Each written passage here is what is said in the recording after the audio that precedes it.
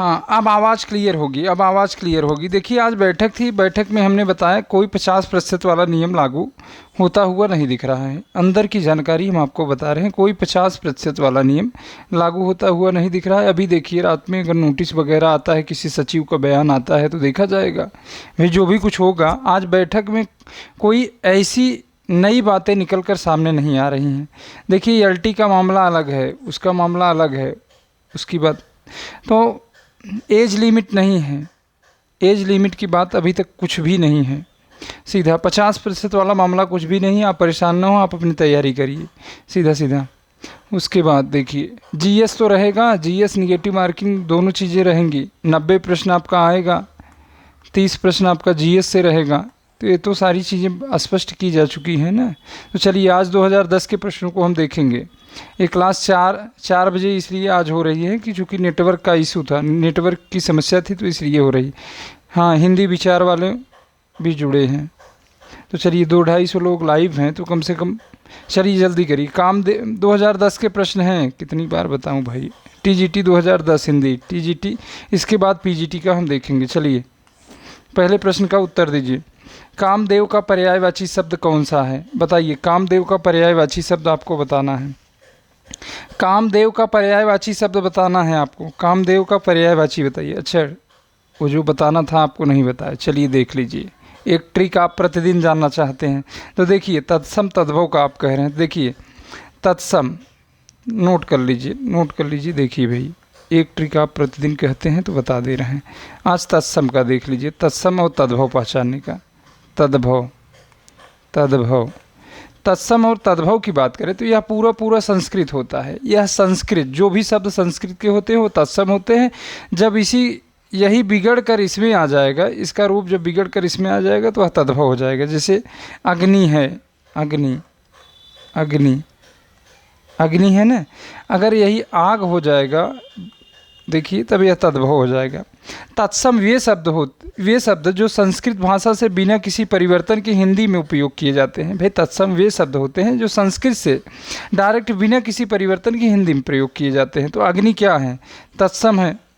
और तद्भव ये शब्द होते हैं जो संस्कृत से बदल कर हिंदी में आए हैं, जो संस्कृत से बदल कर, जो संस्कृत से परिवर्तित होकर हिंदी में आए हैं, प्रयोग होते हैं। आग हो गया। चलिए कुछ ट्रिक लिख लीजिए, जल्दी करिए, जल्दी करिए भाई। चलिए अच्छा लिख लीजिए। चलिए 2-3 पेज ले रहे हैं।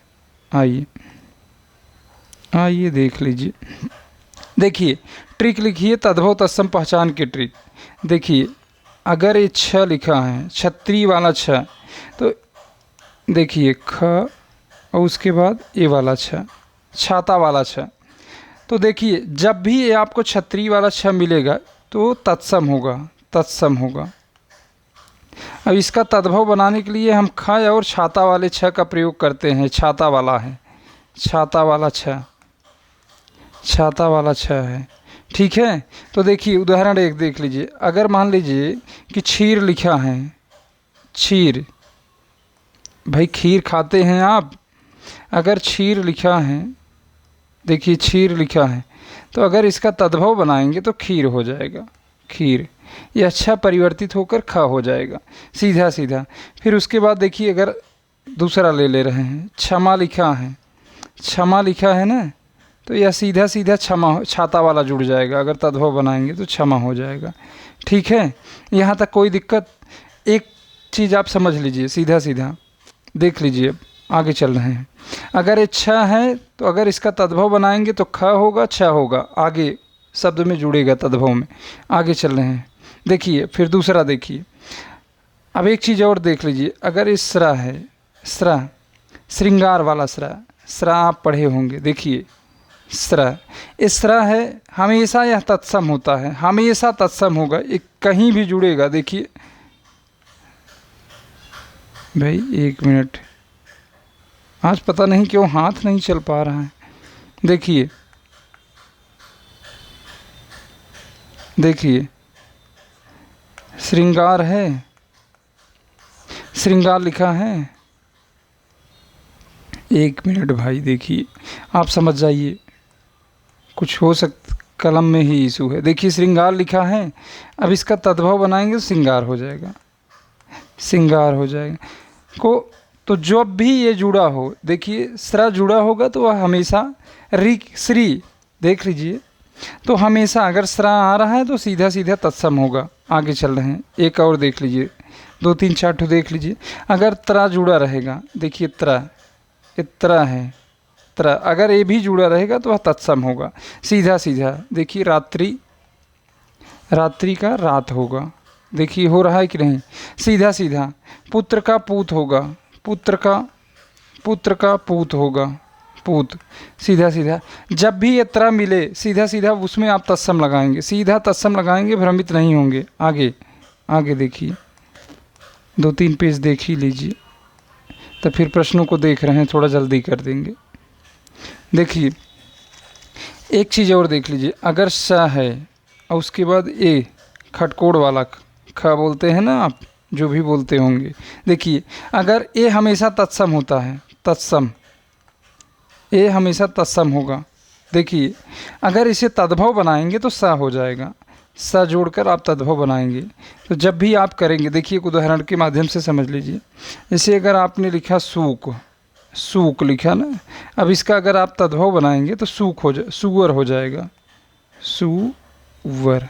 देखिए तो ऐसा परिवर्तित हो जा रहा है ना, सीधा सीधा आप यही करेंगे। अगर श्यामल लिखा है, देखिए श्यामल, श्यामल, श्यामल लिखा है तो सीधा सीधा आप सांवला हो जाएगा, सांवला। देखिए सांवला, तो ऐसा हमेशा ये दोनों सा परिवर्तित हो जाते हैं। अगर आप तद्भव बनाएंगे तो ये दंत सा में दंत सा लगा देंगे तो वह तद्भव हो जाएगा। चलिए एक चीज़ और देख लीजिए, थोड़ा सा और देख लीजिए, समय का अभाव है इसलिए नहीं बता पा रहे हैं। अब इसमें बता देंगे तो फिर दिक्कत होती है ना। चलिए चलिए और नोट कर लीजिए, देख लीजिए। देखिए भैया, सीधा सीधा ये व है ना, जब भी आप तद्भव बनाएंगे तो ब हो जाएगा। यह है ना, जब भी आप तद्भव बनाएंगे तो ज हो जाएगा। जैसे देखिए व ब में परिवर्तित होगा, तद्भव बनाएंगे, या ज में परिवर्तित होगा। देख लीजिए, अब देखिए वर्षा लिखा है, ये वर्षा लिखा है ना, अब बरसात हो जाएगा, बरसात, बरसात हो जाएगा। सीधा व ब में परिवर्तित होगा। अगर देख लीजिए यह लिखा है ना, यशोदा, यशोदा, यशोदा लिखा है, अभी जसोदा हो जाएगा। देखिए जसोदा, जसोदा। अभी हमने पिछले नियम में बताया था इस्सा इस सा में परिवर्तित होता है। देखिए यहाँ दिखाए थे ना, देखिए इस्सा था ए, फिर उसके बाद देखिए इस्सा में परिवर्तित होता था ना, देखिए सुअर बना था। वही नियम काम कर रहा है। तो जब भी वह हमेशा ब में परिवर्तित होगा या हमेशा ज में परिवर्तित होगा। और कुछ देखिए और देख लीजिए, सीधा सीधा जब भी अनुस्वार लगा रहे ऊपर, अनुस्वार, अनुस्वार, अनुस्वार युक्त शब्द प्रायः है। कुछ अपवाद हैं, अपवाद को हम कल बता देंगे, देखिए क्लास लंबी हो जाएगी। प्रायः वह अगर अंश लिखा है तो यह तत्सम शब्द होगा। कंठ लिखा है, कंठ लिखा है तो यह तत्सम शब्द होगा। प्रायः अनुस्वार, जो ये अनुस्वार बिंदी ऊपर लगी है इसी को अनुस्वार बोलते हैं। तो प्रायः जब भी अनुस्वार लगा होता है तो ऐसे शब्द प्रायः तत्सम होते हैं, तत्सम होते हैं। कुछ अपवाद हैं इसमें, एक ट्रिक है। चलिए, चंद्रबिंदु वाला हमेशा तद्भव होता है, चंद्रबिंदु लगा हो तो वह तद्भव होता है। चंद्रबिंदु, चंद्रबिंदु वाला, अगर चंद्रबिंदु वाला शब्द हमेशा तद्भव, तद्भव होता है। सीधा सीधा अगर चाँद लिखा है, चाँद तो यह तद्भव है। चंद्र लिखा, देखिए चाँद लिखा है, मुख, मुँह लिख लीजिए। यह अगर चंद्रबिंदु लगा है तो सीधा सीधा आपका तद्भव होगा। चलिए कुछ और देख लीजिए, जल्दी करिए थोड़ा सा। देखिए अगर री है, री आप जानते हैं, री, इसे री बोलते हैं। अब विसर्ग है, विसर्ग, ये चिन्ह देखिए ना, ये हमेशा तत्सम होते हैं। कहीं भी आपको जुड़े मिल जाए तो आंख बंद करके तत्सम लगाना है। देखिए उदाहरण देख लीजिए, अगर आपको माता का तत्सम बनाना हो तो मातृ लिख दीजिए। देखिए री लगा है कि नहीं, ये यहाँ काम कर रहा है कि नहीं। उसके बाद विसर्ग को देख लीजिए, अगर प्रातः लिखा है, प्रातः लिखा है, प्रायः लिखा है, प्रायः लिखा है, तो ये सारे तत्सम हैं, सारे शब्द तत्सम हैं। अगर री और विसर्ग आपको कहीं दिख जाए तो ये सारे शब्द तत्सम होते हैं। चलिए आगे चल रहे हैं भाई, देखिए नहीं पूरा नहीं हो पाएगा। ट्रिक हम आपको बताने के लिए तो अभी हम 4-5 दिन तक ट्रिक ही बताएं। कामदेव का पर्यायवाची शब्द कौन सा है बताइए। कामदेव का पर्यायवाची शब्द कौन सा है? कामदेव का पर्यायवाची, चलिए कामदेव का पर्यायवाची अनंग है। अनंग, अनंग, अनंग है ना। देखिए लिख लिया करिए भाई, पेन नहीं सही है आज बता रहे हैं। अनंग, अनंग हो गया, अनंग हो गया। कंदर्प, कंदर्प, कंदर्प हो गया। मदन हो गया, मदन, मदन लिख लीजिएगा। मनमथ हो गया, मनमथ, मनमथ। अदेह, अदेह, अदेह हो गया। मार, मार हो गया। रतिपति, कामदेव को रतिपति भी बोलते हैं, रतिपति है। रति किसको बोलते हैं आप मैसेज करके बताएंगे। देखिए एक बार फिर देख लीजिए, मनमथ, अदेह लिखा है। देखिए फिर से बोल रहे हैं, कामदेव की पर्यायवाची अनंग, कंदर्प, मदन, मार, मनमथ, अदेह, रतिपति है। अब ढूंढिए कहीं है, ढूंढिए कहीं है, बताइए। नहीं है ना, तो एक पर्यायवाची इनकी मनोज होती है, इसीलिए हम नहीं लिखे।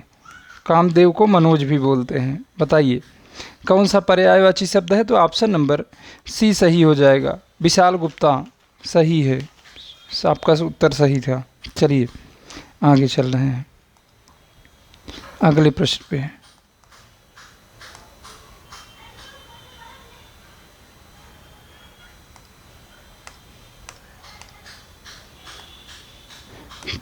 तो पता नहीं कैसे गड़बड़ हो गया। 1 मिनट आप लाइन पे रहिए। चलिए यहाँ से देखिए, निम्नलिखित में यौगिक शब्द छांटना है। यौगिक शब्द आप बताइए।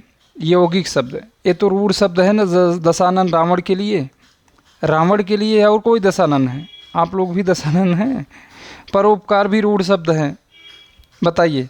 चतुर्मुख भी रूढ़ शब्द है, तो कौन सा नहीं है बताइए।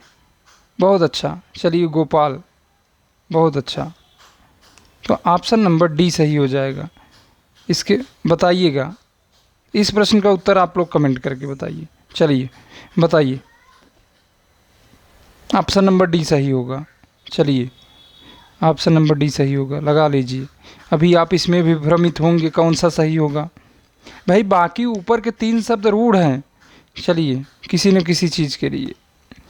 देवनागरी लिपि का सर्वप्रथम प्रयोग किस राज्य में हुआ था बताइए। किस राज्य में हुआ माना जाता है बताइए। देवनागरी लिपि का प्रयोग सर्वप्रथम किस राज्य में हुआ था? भाई गुजरात में माना जाता है ना, गुजरात में। चलिए अगले प्रश्न पे चलते हैं, थोड़ा सा जल्दी करिए। निम्नांकित में से अघोष अल्पप्राण, अघोष अल्पप्राण ध्वनियाँ कौन सी हैं बताइए। अल्पप्राण 1, 3, 5 बताइए।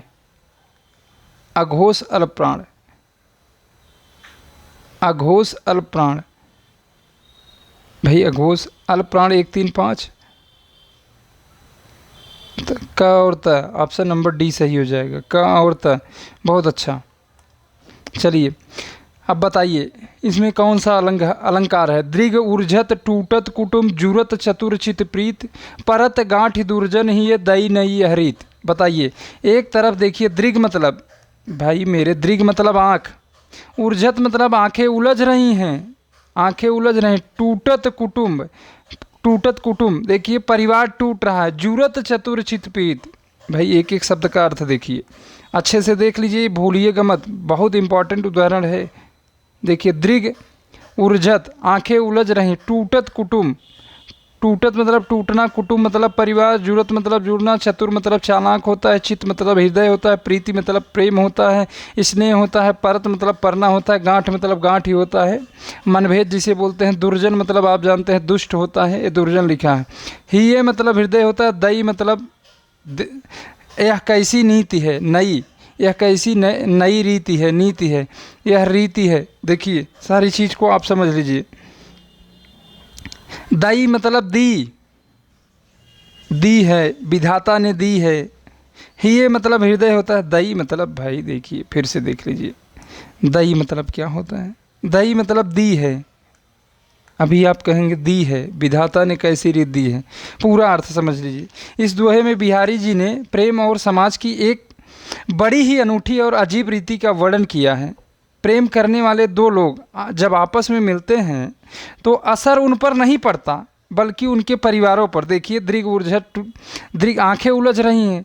टूटत कुटुंब, देखिए परिवारों पर असर पड़ रहा है। टूटत कुटुंब, परिवार टूट रहा है, तो परिवारों और आसपास के लोगों पर देखिए प्रभाव इसका पड़ रहा है। भाई हम आपसे कह रहे हैं, इसमें दो लोग आपस में मिल रहे हैं, प्रेम करने वाले दो लोग जब आपस में मिलते हैं तो असर उन पर नहीं पड़ता बल्कि उनके परिवारों और आसपास के लोगों पर पड़ता है। कवि कहना चाहता है कि प्रेम की राह और दुनिया के तौर तरीके, भाई क्या कहना चाहता है, तौर तरीके बड़े विचित्र हैं। कवि यही कह रहा है कि जहाँ देखिए यहाँ कारण नहीं है, देखिए कारण और कार्य का मेल नहीं खा रहा है, कारण कुछ और है, देखिए कार्य कुछ और है, देखिए दोनों का मेल नहीं बैठ रहा है।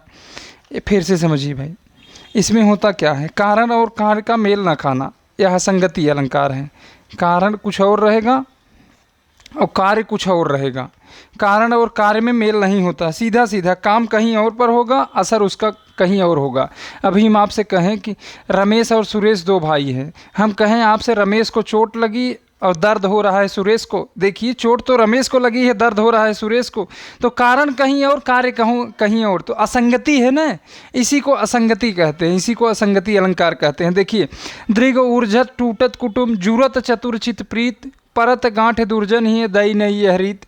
जब दो चतुर या प्रेमी की आंखें, दृग देखिए, जब दो चतुर या प्रेमी की आंखें, दृग लिखा है ना, देखिए दृग, दृग लिखा है ना, आपस में उलझती हैं, अरे भाई ऊर्झत लिखा है, उलझती है, यानी जब उनमें प्रेम की शुरुआत होती है, वो प्रेम करना शुरू करते हैं तो उसका परिणाम यह होता है कि उनका पूरा कुटुंब परिवार टूट जाता है। देखिए दृग ऊर्झत टूटत कुटुंब, भाई दो आंखें देखिए, दो प्रेमी की आंखें देखिए आपस में उलझ रही हैं और वो प्रेम करना शुरू कर रहे हैं, तो उसका परिणाम क्या हो रहा है, दृग ऊर्झत टूटत कुटुंब, देखिए टूटत कुटुंब, कुटुंब मतलब परिवार, देखिए परिवार टूट रहे हैं, परिवार टूट रहा है भाई, परिवार बिखर रहा है। और इधर उन दोनों चतुर प्रेमियों का मन देखिए, और मन उनका और हृदय देखिए आपस में जुड़ता है। देखिए जुरत चतुर चित प्रीत लिखा है ना, उन प्रेमियों का जो मन है, जो हृदय है, आपस में जुड़ रहा है। देखिए जुरत चतुर चित प्रीत, देखिए लिखा है ना आगे, जुरत चतुर चित प्रीत ये लिखा है ना, तो यही हो रहा है। अब आगे देखिए, परत गांठ दुर्जन ही, गांठ पड़ रही किसके हृदय में, परत गांठ दुर्जन ही दई नहीं यह रीत।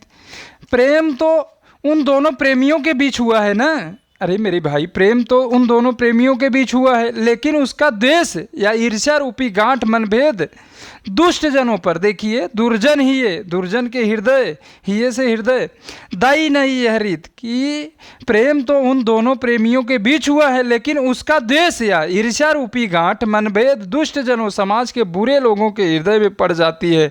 विधाता ने दाई नहीं यह रीत, विधाता ने प्रेम की यह कैसी अजीब और नई रीति परंपरा बनाई है कि देखिए इसमें सीधा सीधा घटना कहीं और घटती है और उसका प्रभाव किसी और पर देखने को मिलता है। तो सीधा सीधा इसमें देखिए आंखें लड़ रही, परिवार टूट रहा है, समाज के बारे में देखिए क्या एक विधाता ने कैसी रीति बनाई है, सारी चीज़ें देखिए, असंगति है कि नहीं, तो इसमें असंगति अलंकार है।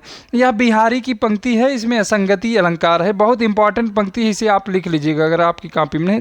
देखिए आगे चल रहे हैं, रामविलास शर्मा की आत्मकथा अपनी धरती अपने लोग कितने खंडों में है, बताइए।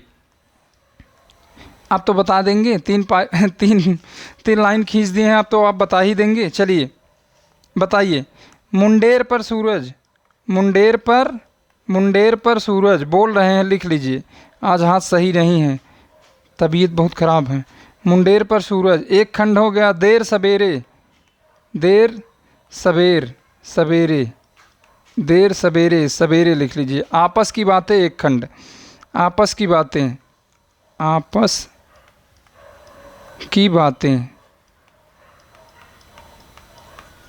भाई देर सवेर दूसरा हो गया, सीधा सीधा याद कर लीजिए, देर ऐसा है, झ नहीं है, सवेर सवेरे लिख लीजिए, चाहे देर सवेरे, देर सवेर लिख लीजिए।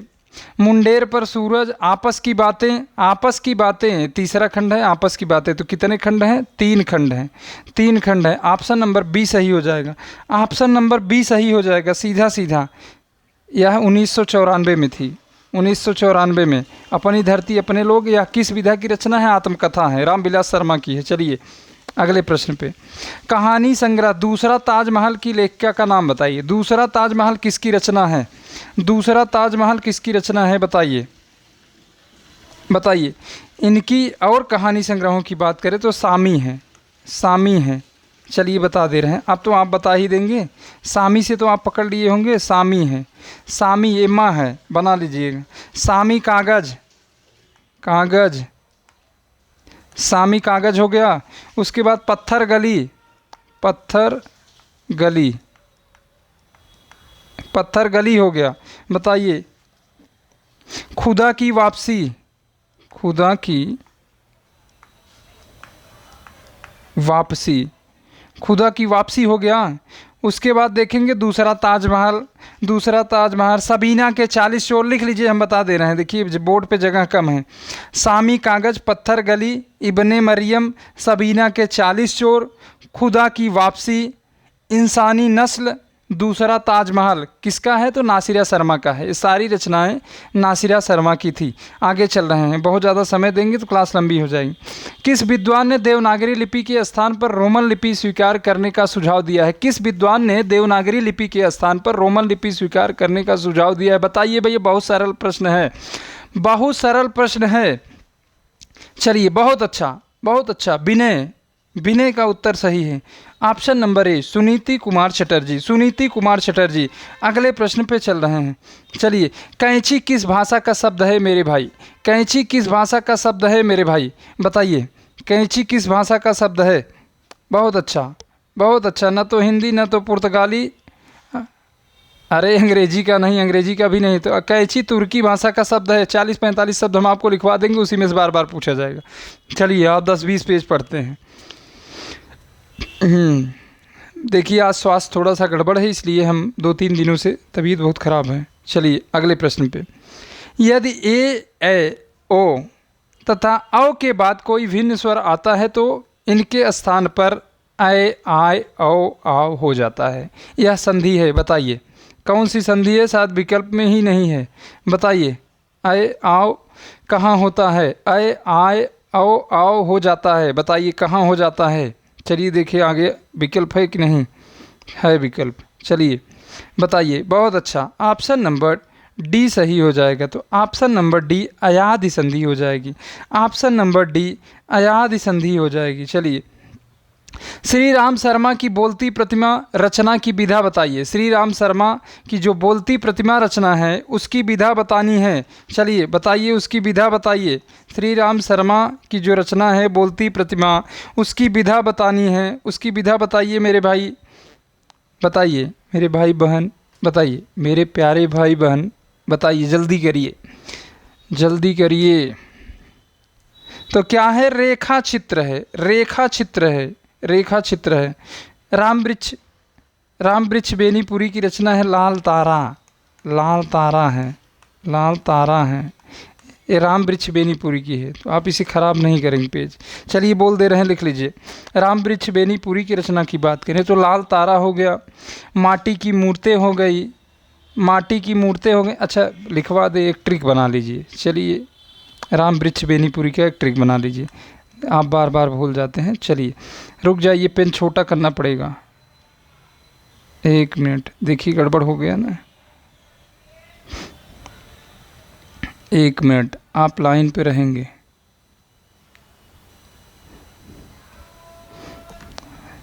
आप लाइन पे रहेंगे, बहुत अच्छा।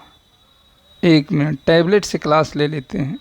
लाइट नहीं रहती है जब मन कर देता है तो इसमें। 1 मिनट, काम नहीं कर रहा है पेन। 1 मिनट, पेन खराब है। अब कहाँ से दिक्कत आ रही? चलिए अब काम कर रहा है। 1 मिनट, अभी कम ही नहीं हुआ। 1 मिनट, चलिए भाई, ये मोटा नहीं लिख पाएंगे आज, पेन की नींव खराब है। इसमें भी डिजिटल पेन में भी पेन की नींव लगती है, आप जानते होंगे, आप सब कुछ जानते हैं। चलिए, तो राम वृक्ष बेनीपुरी का आपको ट्रिक बता रहे हैं। राम वृक्ष, ये तो दिख ही रहा होगा ना, राम वृक्ष, वृक्ष लिखा है, बेनीपुरी, बेनीपुरी, इनका नाम तो आपने सुना है। देखिए ट्रिक बना लीजिए। मामी लाल गेहूँ बेनीपुरी की रेखा, मामी, मामी, ये मामी लिखा है, आप देखिए, मामी लाल गेहूँ, लाल गेहूँ, गेहूँ, लाल गेहूँ बेनीपुरी की रेखा, बेनीपुरी की रेखा, बेनीपुरी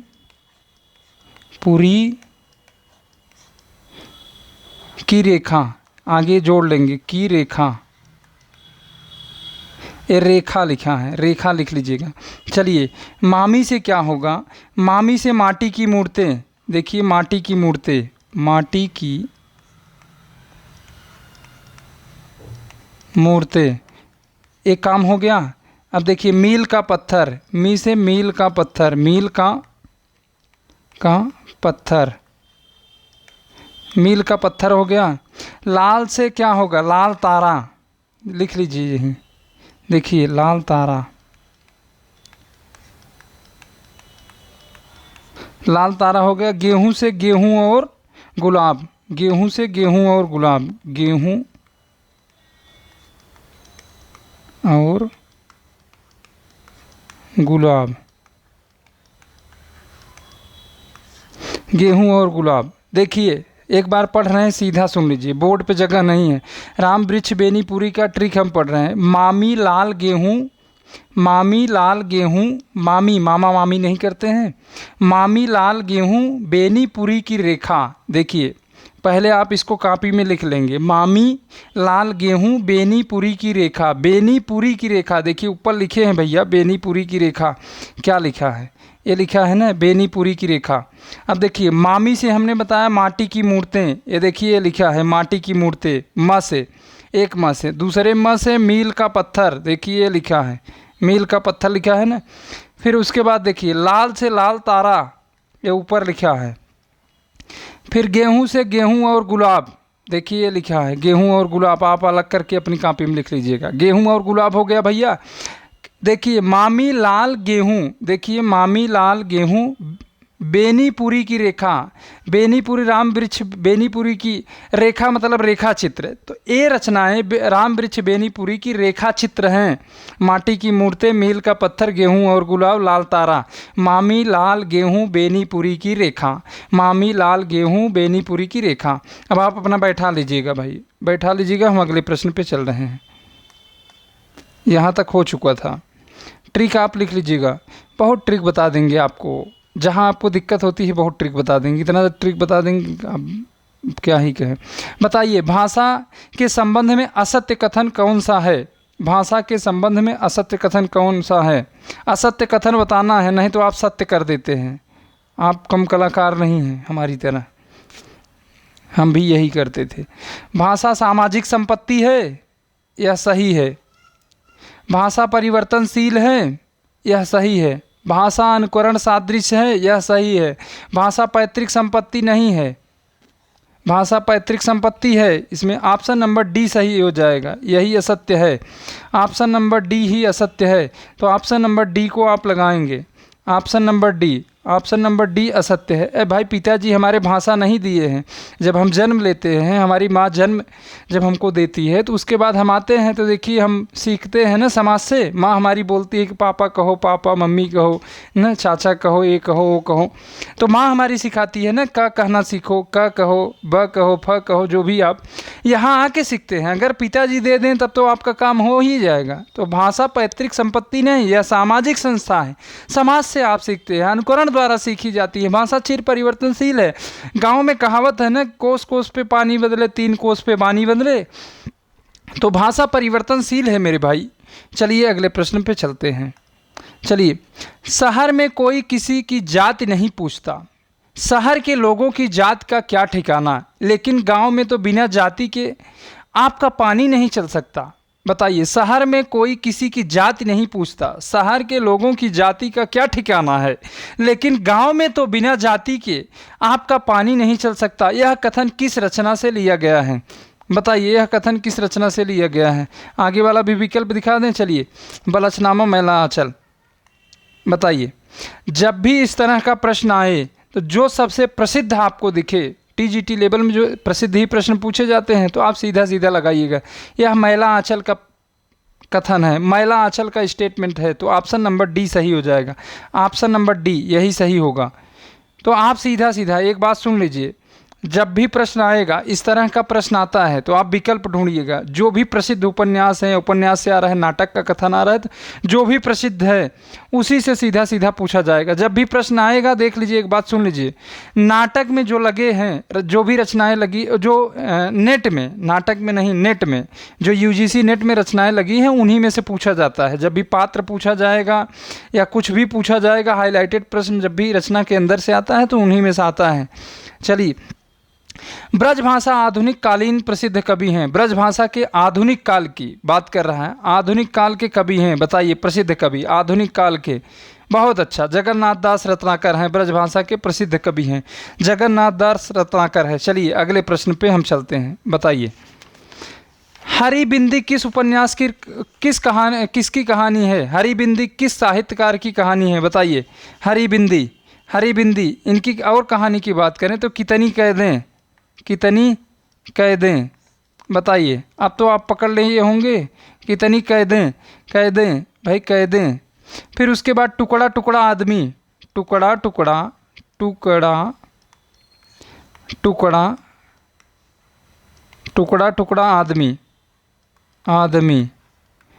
टुकड़ा आदमी हो गया। डेफोडिल जल रहे हैं, लिख लीजिए, डेफोडिल जल रहे हैं। देखिए भैया, राइटिंग हमारी ऐसी है, जल रहे हैं।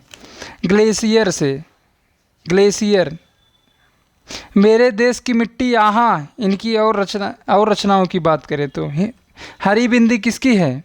अब तो आप पकड़ लिए होंगे, कितनी कैदों से तो आप पकड़ लिए होंगे, मृदुला गर्ग की है मेरे भाई मृदुला गर्ग की है। अभी आप कहानी नहीं पढ़े हैं क्या? चलिए, भई गति सांप छछुंदर केरी, लोकोक्ति, भई गति सांप छछुंदर केरी। बताइए, सांप और छछुंदर जैसा होना गलत है, सांप और छछुंदर जैसा होना, ये भी वही रिपीट कर गया है। दुविधा में पढ़ना, तो ऑप्शन नंबर सी सही हो जाएगा। ऑप्शन नंबर सी सही हो जाएगा। चलिए, अगले प्रश्न पे चलते हैं। अगले प्रश्न, शेष कादम्बरी उपन्यास की लेखिका हैं। बताइए, शेष कादम्बरी किसका उपन्यास है? बताइए, शेष कादम्बरी किसका उपन्यास है? तो option number D, Alka Saraogi का उपन्यास है। शेष कादम्बरी किसका उपन्यास है? बार बार पूछा जाता है, अलका सरावगी का उपन्यास है। चलिए, अगर भवभूत का मूल नाम बताइए, उस दिन हमने ट्रिक भी बताया था, मामा उत्तर 1077 भवभूत इनका ट्रिक था, मामा उत्तर 1077 भवभूत। पदवाक्य प्रमाणज्ञ, पदवाक्य ये पदवाक्य लिखा है, ये प और द लिखा है, प्रमाणज्ञ। देखिए, मामा उत्तर 1077 भवभूत पदवाक्य प्रमाणज्ञ, ये ट्रिक है। भवभूत के बारे में एक ही लाइन में याद कर लीजिए मेरे प्रभु, भवभूत को आप भूल नहीं सकते। मामा उत्तर 1077 भवभूत पदवाक्य प्रमाणज्ञ, मामा से कर लीजिए, मामा से भैया, मामा से क्या होगा? मालती माधव। एक मिनट, साफ लिख दें, नहीं तो आप परेशान होंगे। बोल तो रहे हैं, इसके बावजूद भी आपको दिक्कत हो रही। देखिए, मालती माधव। एक माँ से हो जाएगा महावीर चरित या चरित्यम लिख लीजिए मेरे भाई, चरित्यम। बात एक, उत्तर से उत्तर राम चरित्यम।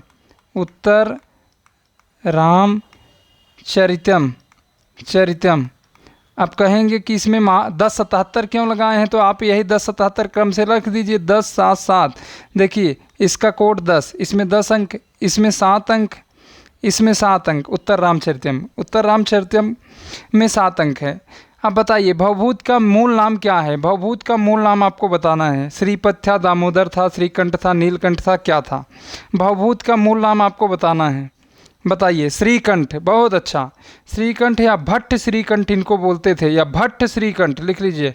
भट्ट श्रीकंठ, श्रीकंठ लिख लीजिए, या भट्ट श्रीकंठ। ये बहुत इंपॉर्टेंट प्रश्न है। भट्ट श्रीकंठ अब बोल दे रहे हैं। भवभूत, भवभूत का जो उत्तर रामचरितम है उसमें 7 अंक हैं। यह करुण रस प्रधान रचना है। करुण रस प्रधान रचना है, बोल दे रहे हैं, लिख रहे हैं, लिख लीजिए। उत्तर रामचरितम करुण रस प्रधान रचना है। इसमें उत्तर रामचरितम में 19 छंदों का प्रयोग हुआ है। 19 छंदों का। उत्तर रामचरितम में 256 श्लोक हैं, 256 श्लोक हैं टोटल। उसके बाद इस नाटक का आरंभ, उत्तर रामचरितम का आरंभ चित्र दर्शन से होता है। चित्र दर्शन से। उत्तर रामचरितम में मंगलाचरण नमस्कारात्मक है। उत्तर रामचरितम में मंगलाचरण नमस्कारात्मक है। चलिए आगे चल रहे हैं, आगे चल रहे हैं, बहुत विलंब हो जाएगा मेरे भाई। राम की गाय बहुत काली है। राम की गाय बहुत काली है, बता दीजिए मेरे भाई। राम की गाय बहुत काली है, बताइए, बताइए मेरे प्रभु। बहुत सरल प्रश्न है, हम विशेषण पहचानने का ट्रिक आपको बता दिए हैं। बताइए, बताइए, बताइए। राम की गाय बहुत काली है, बताइए। काली शब्द बताना है क्या है। चलिए, विशेषण पहचानने की उस दिन हम आपको ट्रिक बताए थे ना, फिर से बता दें? अच्छा, देख लीजिए, देख लीजिए आप भी क्या कहेंगे। जब भी रंग और रूप की बात हो, रंग रूप, रूप शक्ल आप जानते हैं ना, रूप, या गुण की बात हो, गुण की बात हो, तो आप सीधा सीधा प्रश्न करेंगे। सीधा कैसा का प्रश्न करेंगे, कैसा। जब आपको उत्तर मिल जाए तो वही विशेषण होगा। देखिए, अगर हम आपसे कहें कि मोहन अच्छा लड़का है, मोहन अच्छा लड़का है, अच्छा लड़का है, लड़का है, बहुत ज़्यादा नहीं बताएंगे, 60 में बता रहे हैं। देखिए, मोहन कैसा लड़का है, बात करिए, पूछिए उससे, प्रश्न करिए कैसा का। मोहन कैसा लड़का है, प्रश्न करिए, तो मोहन उत्तर निकल के आ रहा है, मोहन अच्छा लड़का है। तो अच्छा विशेषण हो गया, यही आपका विशेषण हो गया। विशेषण हो गया मेरे भाई, विशेषण हो गया, यही आपका विशेषण हो गया कि नहीं? अगर आपसे हम कहें, देखिए, अगर हमने बताया रंग रूप या गुण की बात की जाए, तो राम की गाय बहुत काली है, कैसी है? प्रश्न करिए, राम की गाय कैसी है या कैसा है, पूछिए प्रश्न। राम की गाय कैसी है? काली है, बहुत काली है, बताइए। यही आ गया ना। तो काली, काली शब्द पूछा है तो काली क्या हो गया? विशेषण हो गया, विशेषण हो गया। और ट्रिक बता दें? और ट्रिक, चलिए देखिए। विशेषण पहचानने के लिए उस दिन तो हम आपको बताए थे चिल्ला चिल्ला के। चलिए, अगर संख्या या मात्रा बताने वाले शब्द आए, संख्या, राइटिंग हमारी गड़बड़ है, आप मैनेज करेंगे। संख्या या मात्रा, मात्रा अगर बताने वाले शब्द आपको दिखे तो आप सीधा सीधा प्रश्न करेंगे कितना और कितने का, कितना और कितने का। जैसे अगर पेड़, आपसे कहें पेड़ पर चार पेड़ पर 4 पक्षी बैठे हैं, पक्षी बैठे हैं, बैठे हैं, बताइए भैया, पूछिए, प्रश्न पूछिए। कितना और कितनी प्रश्न पूछेंगे, कितना और कितनी का, कितना या कितनी का, पूछिए। कितना या कितने का, कितने या कितनी, एक ही बात हो गई। चलिए, कितने, पेड़ पर कितने पक्षी बैठे हैं भैया? देखिए आ गया उत्तर ना, कितने पक्षी बैठे हैं, या कितने लिखा है ना, तो पूछिए कितने पक्षी बैठे हैं? 4 पक्षी। तो 4 आपका विशेषण हो गया। जब संख्या या मात्रा बताने वाले शब्द आएँ तो सीधा सीधा आप कितना और कितनी का प्रश्न करेंगे, सीधा सीधा आप कितना और कितनी का प्रश्न करेंगे। अब दिक्कत होगी आपको? कभी नहीं दिक्कत होगी। तो विशेषण पहचानने के लिए कैसा का प्रश्न करेंगे, कितना और कितने का प्रश्न करेंगे। भाई अगर आपसे कहा जाए मुझे थोड़ा दूध दो, मुझे थोड़ा, 1 मिनट, बता ही दे रहे हैं, उसमें आप फंस रहे हैं। कितना वाला भी प्रयोग करके बता दे रहे हैं। मुझे थोड़ा, थोड़ा, थोड़ा लिखा है, दूध चाहिए, दूध चाहिए, चाहिए। नींव इसकी ख़राब है, आप ध्यान देंगे, थोड़ा सा मैनेज करेंगे। बोल रहे हैं तो कितना दूध चाहिए भैया, थोड़ा दूध चाहिए। प्रश्न देखिए करिए, हमने बताया था कितना कितनी, कितना वाला प्रश्न इससे कर लीजिए। थोड़ा दूध चाहिए ना, तो थोड़ा दूध चाहिए, कितना दूध चाहिए। तो विशेषण ज्ञात करने के लिए कैसा का प्रश्न करेंगे, कितना और कितने का प्रश्न करेंगे, कितना और कितने का, साफ साफ। चलिए कहाँ था प्रश्न, कैसा का प्रश्न करिए। राम की गाय बहुत काली है, कैसी है, पूछिए कैसी है, राम की गाय कैसी है, बहुत काली है, तो यह विशेषण हो गया। ऑप्शन नंबर सी सही हो जाएगा, ऑप्शन नंबर सी सही हो जाएगा। चलिए अगले प्रश्न पे चलते हैं। प्रिय स्वतंत्र रव अमृत मंत्र नव, बताइए पंक्ति वाली कविता का संबंध है, बताइए पंक्ति वाली कवि, बताइए यह पंक्ति इसका किस कविता से संबंध है, बता दीजिए। बहुत सरल है मेरे भाई, बहुत सरल है। आप नहीं बता पाए तो कब बता पाएंगे आप, बता दीजिए। बहुत सरल है, जब तक आप उत्तर नहीं बताएंगे अब हम बढ़ेंगे भी नहीं। बताइए। अरे हम जब छोटे थे भाई, प्रेयर होता था, वरदे वीणा वादनी वरदे, तो किसकी पंक्ति थी, निराला की पंक्ति थी ना मेरे भाई, निराला की। ऑप्शन नंबर डी सही हो जाएगा ना, निराला की पंक्ति थी। एक किसकी पंक्ति थी, निराला की।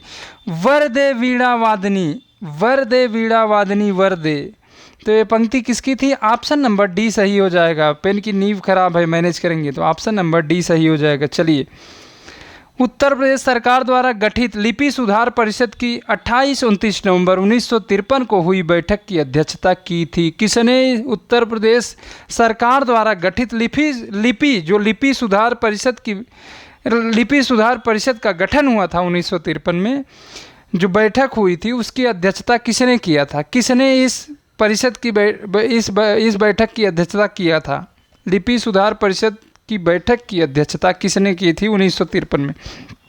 बहुत अच्छा, बहुत अच्छा। पूजा, हाँ पूजा आंसर आपका सही होगा, सही है। तो ऑप्शन नंबर सी सही हो जाएगा, ऑप्शन नंबर बी सही हो जाएगा। देखिए कभी कभी बोलने में गड़बड़ी हो जाती है, या तो ऑप्शन देखिए, तत्कालीन उपराष्ट्रपति डॉक्टर सर्वपल्ली राधाकृष्णन यही अध्यक्ष थे। आगे चल रहे हैं। देवनागरी लिपि का विकास माना जाता है। भाई टीजीटी में इस बार 2022 में भी प्रश्न आया था। टीजीटी 2022 वाले विज्ञापन में, जो एग्ज़ाम अभी आपका हाल ही में हुआ है, उसमें भी ये प्रश्न पूछा जा चुका है। देवनागरी लिपि का विकास माना जाता है, बताइए। देवनागरी लिपि का विकास माना जाता है तो ब्राह्मी लिपि से, ब्राह्मी से माना जाता है। देवनागरी लिपि का विकास ब्राह्मी से। चलिए, इसमें तो मिल ही नहीं रहा है। चलिए, संकल्प, इसमें मिलान करना है, सूची 1 को सूची 2 से मिलान करना है। चलिए, संकल्प क्या, संकल्प सूरज, काका और मोटर दिया है। देखिए नीचे, इसमें तद्भव बताना है, देसी बताना है, तत्सम बताना है, विदेशी बताना है। कौन विदेशी है, तो मोटर आपका विदेशी हो गया, मोटर आपका विदेशी हो गया। काका आपका देसी हो गया, काका तो कहते नहीं गांव में वो काका, तो काका देसी हो गया। सूरज आपका, सूरज क्या हो गया, तद्भव हो गया। ये सूरज है ना, तो इसको तद्भव कर लीजिए। संकल्प क्या हो गया, तत्सम हो गया। तो अब जोड़ लीजिए, देखिए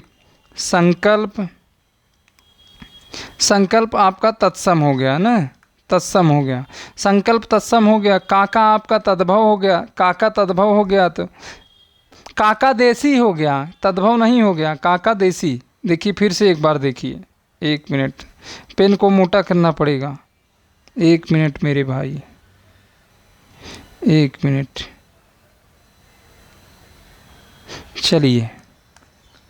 चलिए देखिए, मोटा कर लिए हैं। नहीं हुआ क्या, आइए कलर बदलते हैं पहले। चलिए फिर से देखिए, इस प्रश्न को अच्छे से देखिए।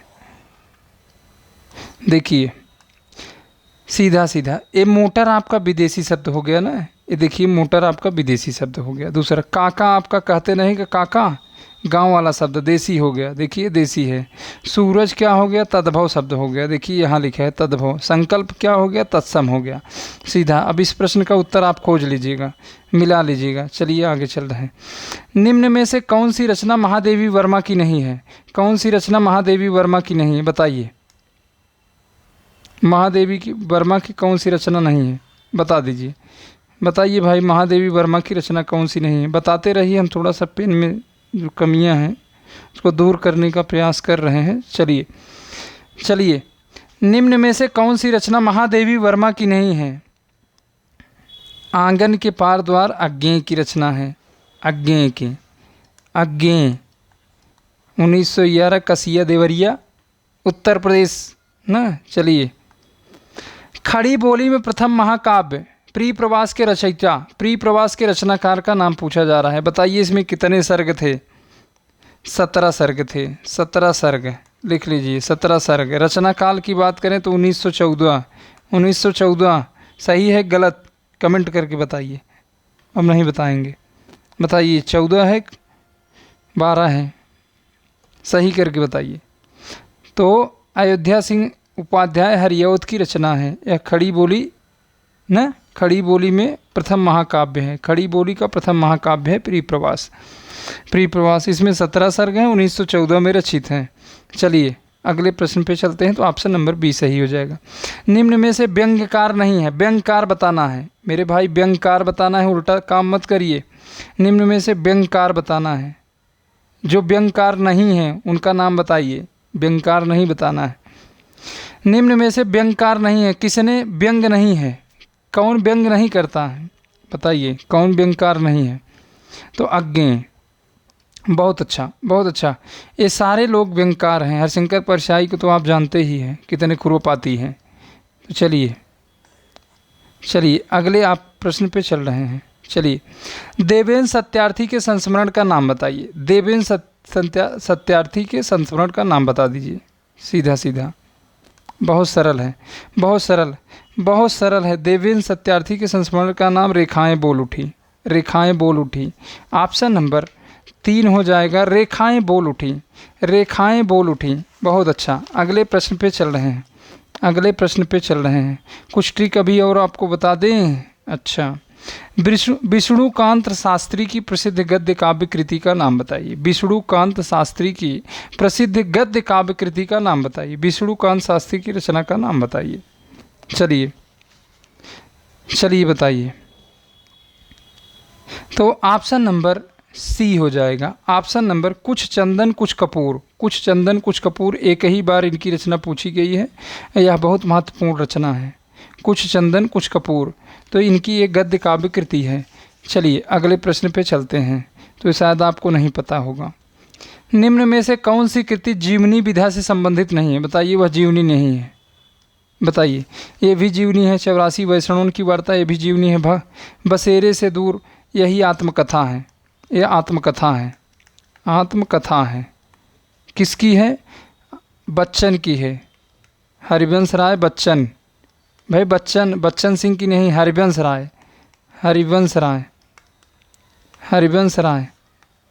राय बच्चन की है। तो यही नहीं, ऑप्शन नंबर बी सही हो जाएगा। ऑप्शन नंबर यही आत्मकथा विधा की रचना है। बाकी सारी जीवनियाँ हैं, बाकी सारी जीवनी विधा की रचना है। चलिए, निम्न में से कौन सा समूह हजारी प्रसाद द्विवेदी के उपन्यासों को दर्शाता है? हजारी प्रसाद द्विवेदी के उपन्यास बताने हैं, बताइए। बहुत अच्छा, ऑप्शन नंबर बी बाणभट्ट की आत्मकथा, चारूचंद्र लेख, पुनर्नवा, अनामदास का पोथा। ऑप्शन नंबर बी सही है। चलिए अगले प्रश्न पे चलते हैं। द्विग समास का उदाहरण देख लीजिए, किसमें संख्यावाची शब्द है? तो ऑप्शन नंबर सी सही हो जाएगा। तो ऑप्शन नंबर सी सही हो जाएगा। चलिए, निम्न में से अशुद्ध वाक्य बताइए, अशुद्ध वाक्य छांटिए। चलिए, मेज पर, पुस्तक मेज पर रखी है, भाई पुस्तक स्त्रीलिंग है तो क्रिया भी स्त्रीलिंग है, सही है। कच्चे तेल की कीमत घट गया, भाई कच्चे तेल की कीमत घट गई होगा, गई, यही अशुद्ध है। यह मेरे सपनों का घर है, ये भी सही है। कानपुर भारत की औद्योगिक राजधानी है, ये भी सही है। तो ऑप्शन नंबर बी यही गई होगा। अगर आप इसे शुद्ध करेंगे तो इसमें गई होगा, गया नहीं होगा।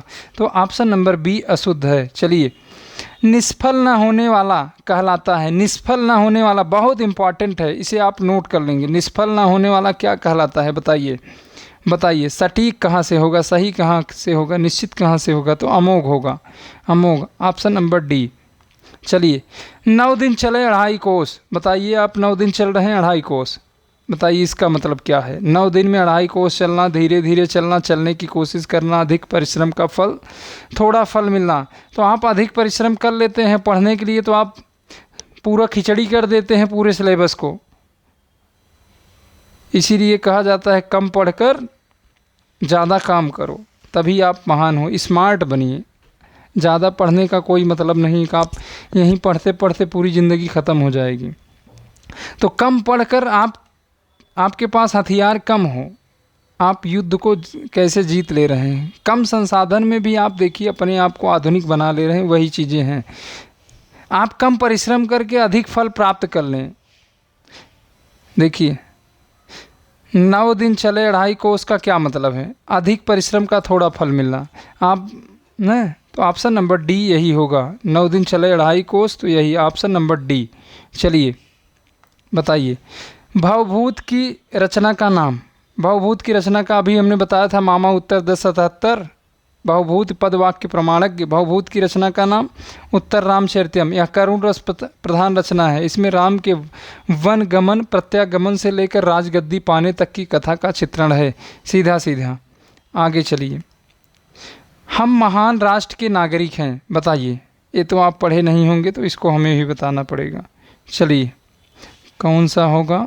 अभी हम अनुवाद आपको करना सिखाएंगे, तो आप इसमें डायरेक्ट लिख लीजिए, वयम महतः राष्ट्रस्य नागरिका। तो आप यही लिखे, ऑप्शन नंबर डी इसमें सही होगा, सीधा सीधा। प्रेम वाटिका नामक ग्रंथ के रचयिता। प्रेम वाटिका किसकी रचना है? चलिए बता दीजिए। पागल रहीमदास की कैसे होगी? ये दो तो कट जाते हैं नीचे वाले, तो रसखान की रचना है, रसखान सुजान। चलिए, निम्नलिखित में से कौन सा शब्द कमल का पर्यायवाची नहीं है? ये नहीं लिखा है कोने में, नहीं तो आप हाँ लगा दें। कमल का पर्यायवाची नहीं है। चलिए बताइए। अरविंद भी है, शतदल भी है, सरसिज भी है, अमिया नहीं है। अमी नहीं है, अमी नहीं है। ऑप्शन नंबर डी सही हो गया उसमें। ज्ञानाश्रयी शाखा के प्रमुख कवि हैं। बताइए, संत काव्यधारा के प्रमुख कवि पूछा जा रहा है। ज्ञानाश्रयी शाखा के सबसे प्रमुख कवि कौन थे?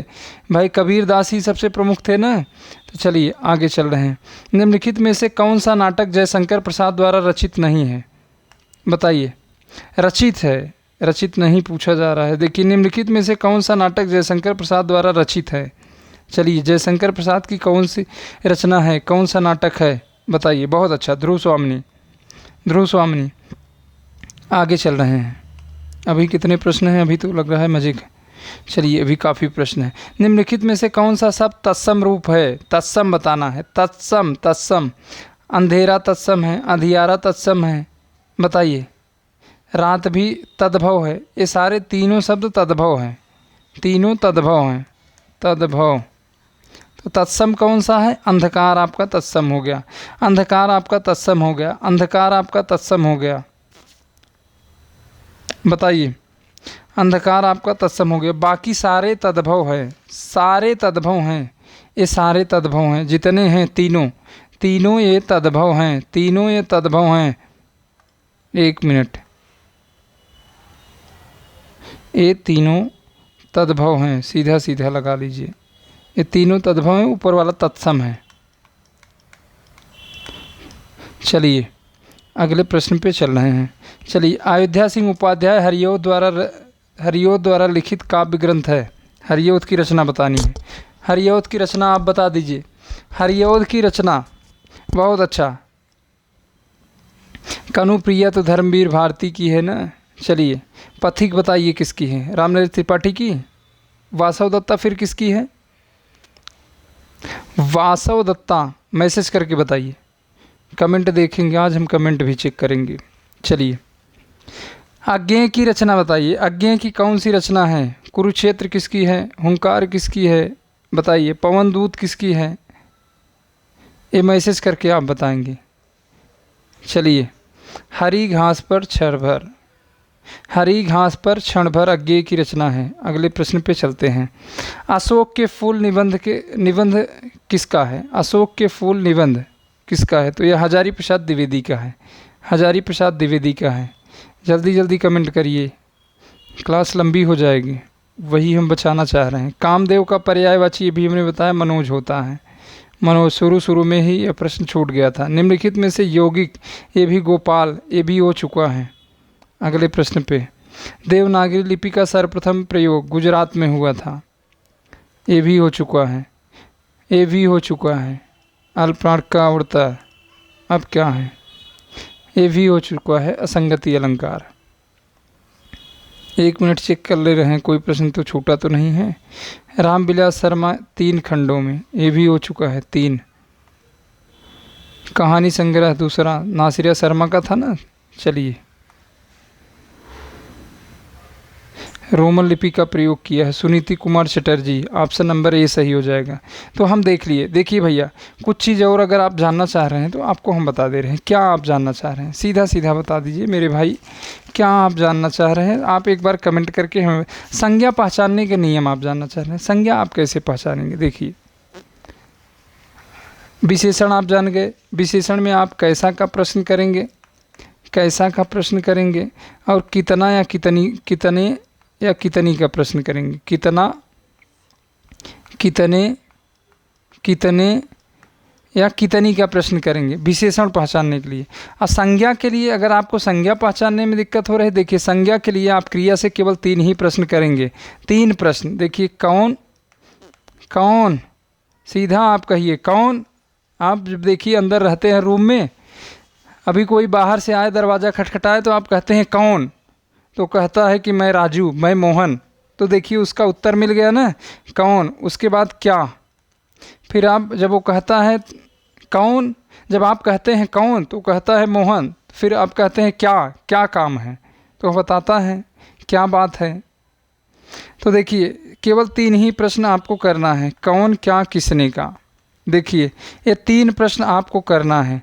क्रिया से संज्ञा जानने के लिए संज्ञा लिखा है, सही कर लीजिए, संज्ञा लिखा है। केवल 3 प्रश्न करना है। अगर आपसे कहा जाए कि राम पुस्तक पढ़ रहा है, एक उदाहरण तो वैसे ही हम बता दे रहे हैं कि देखिए कौन का पहले आप जान लीजिए। अगर कहा जाए कि राम पुस्तक पढ़ रहा है तो कौन पढ़ रहा है, पूछिए। राम पुस्तक पढ़ रहा है, राम पुस्तक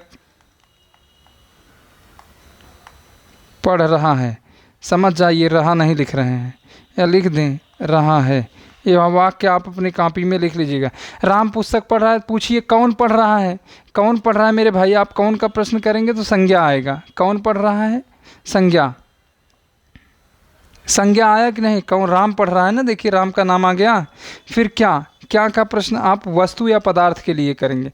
व्यक्ति या प्राणी के लिए कौन का प्रश्न करेंगे। अरे भाई, व्यक्ति या प्राणी के लिए आप कौन का प्रश्न ही करेंगे। आप रूम में हैं, बाहर कोई व्यक्ति ही खटखटा रहा है ना, कोई वस्तु आके खटखटा रही है, तो व्यक्ति या प्राणी के लिए आप कौन का प्रश्न करेंगे संज्ञा जानने के लिए। क्या के लिए, क्रिया से जब क्या का प्रश्न करेंगे तो उससे आपको देखिए, 1 मिनट एक पेज लेके आपको बता दे रहे हैं। 3 कंडीशन होती है, सीधा सीधा देख लीजिए। जब संज्ञा पहचानने का 3 कंडीशन है, संज्ञा पहचानने की 3 कंडीशन होती है। देखिए कौन, अभी आप रूम खोजने के लिए प्रयागराज में जाते हैं तो खटखटाते हैं तो कहते हैं, अंदर से आवाज़ आती है कौन, मकान मालिक कहता है ना कौन। फिर किसने,